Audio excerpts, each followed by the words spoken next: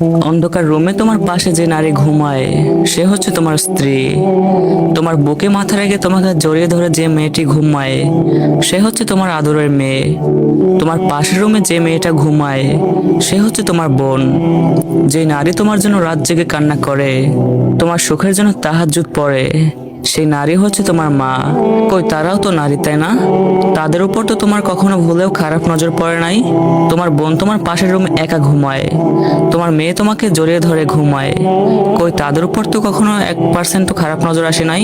কিন্তু দেখো, তারাও তো নারী, তাই না? তো কেন ভাই, তোমার বোনের উপর যদি তোমার খারাপ দৃষ্টি না পড়ে, তাহলে অন্যের বোনের উপর তোমার কেন খারাপ দৃষ্টি পড়বে? তুমি কেন অন্যের বোনের উপর খারাপ দৃষ্টি দাও?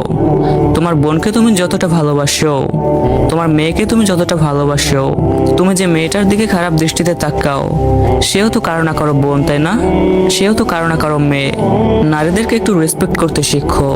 হ্যাঁ মানি, কিছু কিছু নারীরা আজকাল অতিরিক্ত খারাপ হয়ে গেছে, হোক না তারা খারাপ, কিন্তু আমরা পুরুষরা আমাদের চিন্তাভাবনা এবং নজর একটু ঠিক করি, তাহলে এই সমাজ থেকে ধর্ষণ নামক শব্দটা একটু হলেও বিলীন হবে।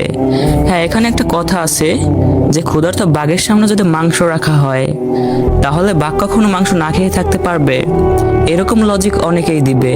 তো ভাই দেখো, পশুর সামনে মাংস রাখলে সে সেটা খাবে, এটা স্বাভাবিক, কিন্তু ওই লজিকের সাথে এই লজিক মিশালে তো কিছুই হবে না।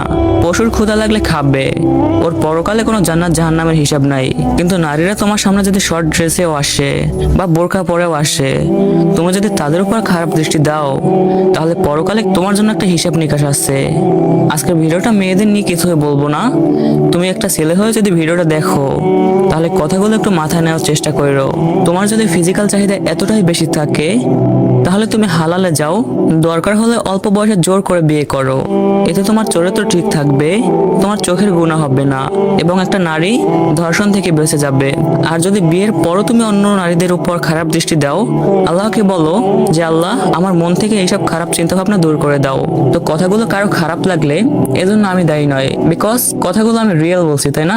যদি কারো খারাপ লাগে এখানে তার বোঝার ভুল আছে। তো কথাগুলো যদি তোমাদের ভালো লাগে তাহলে বেশি বেশি like, comment, share, copy link করো আর ভিডিওটা সবার কাছে পৌঁছে দাও। আর কমেন্টে বলো যে কথাগুলো তোমাদের ভালো লাগছে নাকি খারাপ লাগছে। এটা